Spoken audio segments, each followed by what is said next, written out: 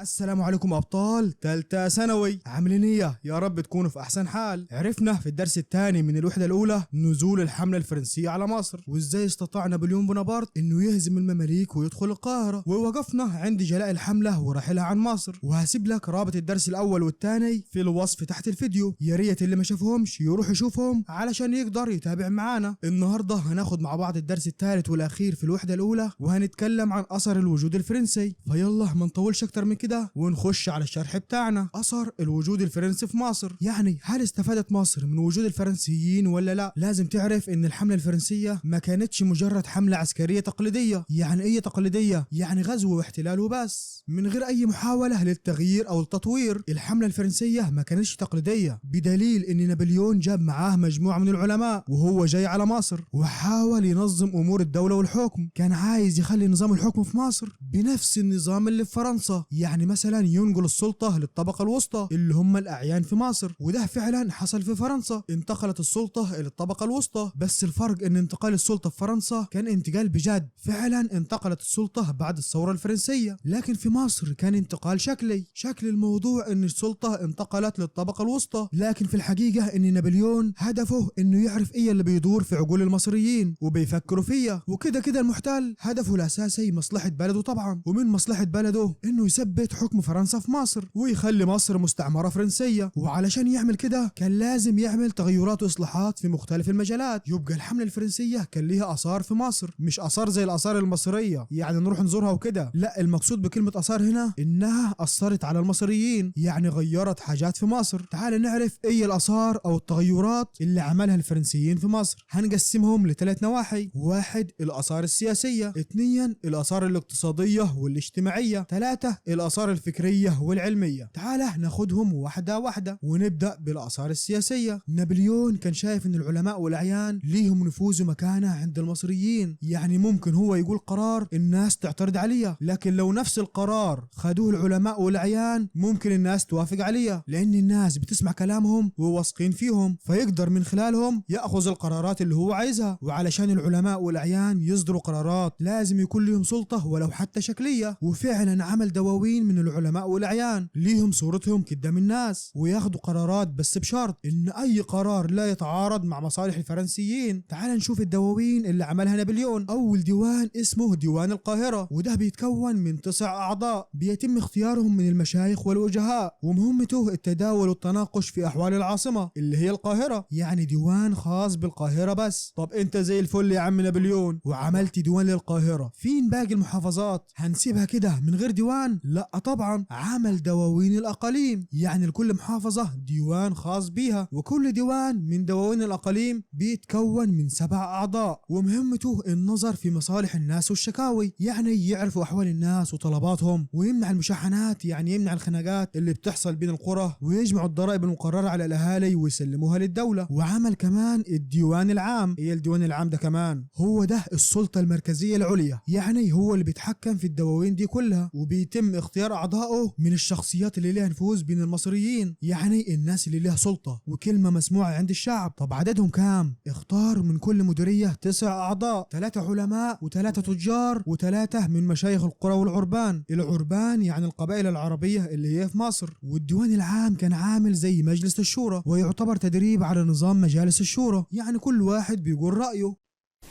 تكلم كلم يا ابن الشعب،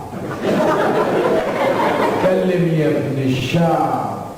كل واحد يتكلم ويقول رأيه لغاية ما نوصل لقرار يعود للأهالي بالنافع. طيب يقول رأيه في إيه؟ يعني في أي مجال يعرض على الديوان، زي القضاء والمواريث والملكية العقارية والضرائب. أما رئيس الديوان العام يتم اختياره بالاقتراع السري. يعني إيه اقتراع سري؟ يعني انتخابات من أعضاء الديوان، كل واحد يكتب هو اختار مين في السر، وبعدين نجمع الأصوات، واللي ياخد أكتر أصوات يبقى هو رئيس الديوان. وتم فعلا اختيار رئيس الديوان العام، وهو الشيخ عبد الله الشرقاوي، اللي كان عالم من علماء علماء الازهر الشريف. كده اتكلمنا عن الاثار السياسيه، ويلا بينا نتكلم عن الاثار الاقتصاديه والاجتماعيه. الاثار الاقتصاديه هي الحاجات اللي بتجيب فلوس، يعني الزراعه والصناعه والتجاره. اول حاجه الزراعه. فاكرين لما قلنا ان نابليون جاب معاه علماء من فرنسا؟ العلماء دول قعدوا يدرسوا مجرى النيل، يدرسوا القنوات والجسور اللي على النيل، وكان هدفهم طبعا التطوير لاقصى استفاده. وخصصوا جزء من الارض لانتاج الغلات، يعني الحبوب زي القمح والذره والرز. طب ليه عملوا كده؟ علشان الغلات دي تروح على فرنسا، لان فرنسا محتاجه الغلات. واهتموا عموما بكل الاراضي المزروعه غلات في مصر، لانها محاصيل ضروريه ولا غنى عنها. وعملوا تجارب علميه لزراعه البن وقصب السكر، وعملوا جناين فاكهه زرعوا فيها النباتات اللي جابوها معاهم من فرنسا، زي الخوخ والمشمش والتفاح والكمثرى. ما هو لازم برضو يدلعوا نفسهم وياكلوا الفاكهه اللي هم متعودين عليها. وتاني حاجه الصناعه. لما نقول الصناعه يبقى نتكلم عن مينو، لان مينو هو اللي اقترح انشاء المصانع، بس عمل حركه وحشه شويه. اشترط ان المصانع ما يشتغلش فيها عمال مصريين علشان ما يعرفوش اسرار الصناعه. ليه كده يا عم مينو؟ ما تعلم الناس خليهم يدعوا لك بعد ما تمشي. المهم انشا مصانع نسيج وحداده ودباغه ومصانع ساعات ومصانع لحروف الطباعه. وكمان عمل طواحين هواء. يعني ايه طواحين هواء؟ عباره عن مراوح كبيره بتلف بقوه الرياح وتنتج طاقه. الطاقه دي بنستخدمها لطحن الحبوب او الغلات الزراعيه، علشان كده سميناها طواحين، لانها بتستخدم في طحن الحبوب. وكان فيه مصنع للسفن كان عمله مراد بيك في الجيزه، مينو اهتم بيه وصلحه علشان يعمل سفن بدل اللي غرقت في الاسكندريه. ثالث حاجه التجاره. ولما نقول التجاره يبقى هنتكلم عن مينو برضه، هو كل حاجه مينو. امال فين كليبر في الموضوع ده؟ مش احنا قلنا ان كليبر كان رايه ان مستحيل تفضل فرنسا في مصر، وكان عايز يمشي ويروح على بلده؟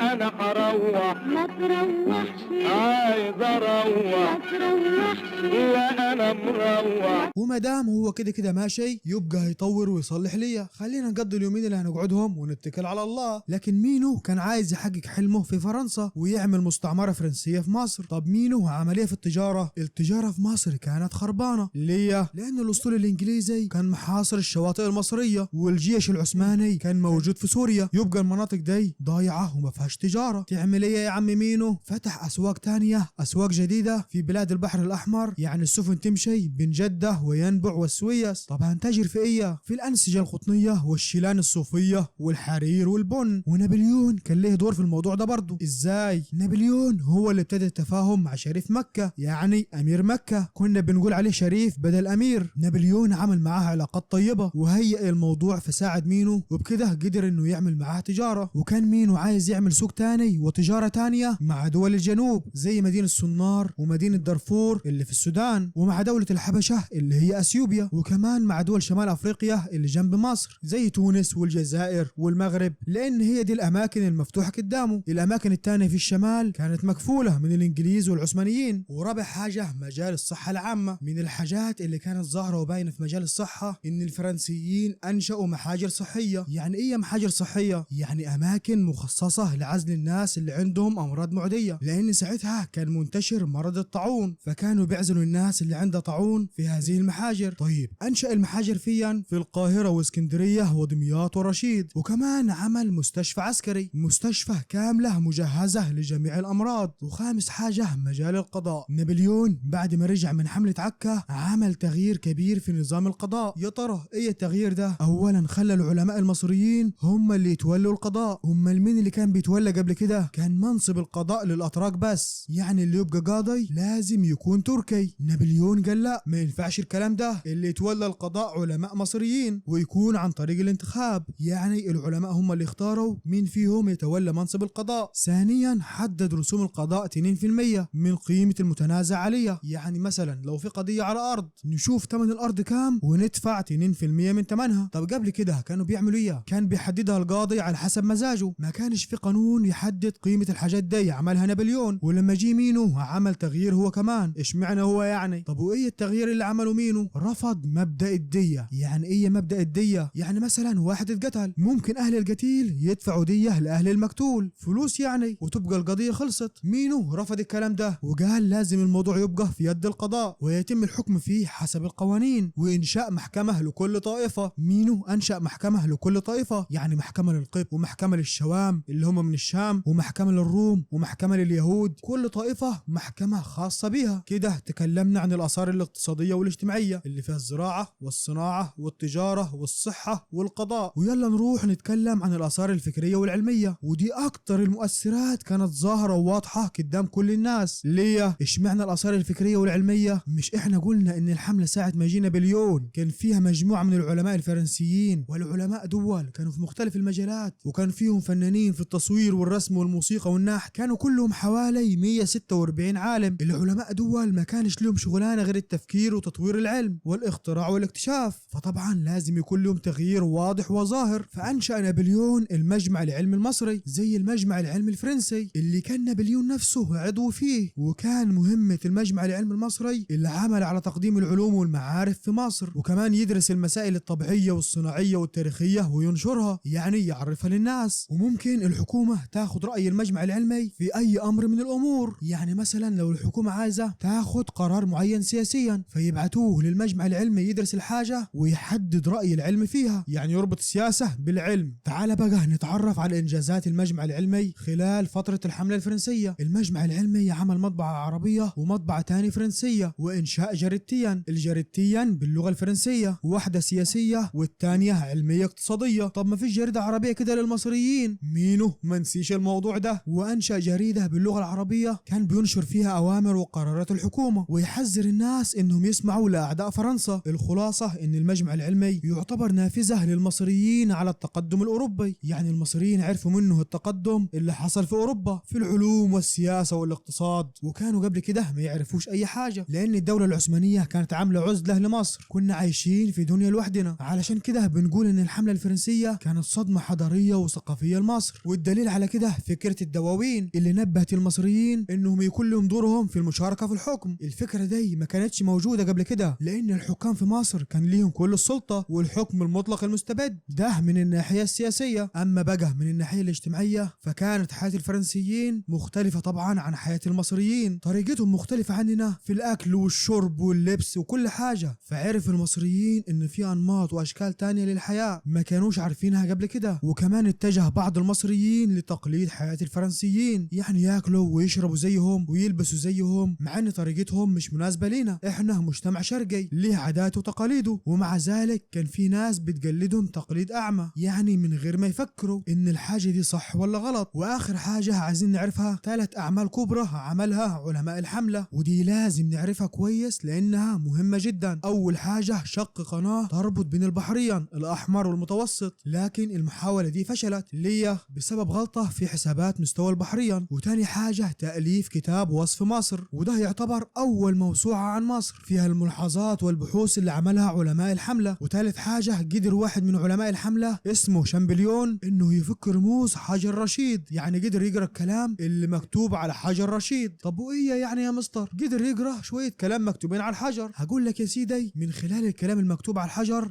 قدرنا نعرف اللغة المصرية القديمة، وقدرنا نقرأ الكلام اللي مكتوب على الآثار، وعرفنا التاريخ المصري القديم. يبقى أهم 3 أعمال عملها علماء الحملة محاولة شق قناة تربط بين البحرين الأحمر والمتوسط، والمحاولة دي فشلت، وتأليف كتاب وصف مصر، وفك رموز حجر رشيد. وكده خلصنا الدرس الثالث والأخير من الفصل الأول. إن شاء الله قريب هنعمل لكم ورشة حل هنحل كل الأسئلة اللي ممكن تاجي في امتحان آخر السنة من الفصل الأول. علشان كده ما تنسوش يا أبطال تشتركوا في القناة وكمان تفعلوا زر الجرس، وأشوفكم على خير يا أبطال، والسلام عليكم.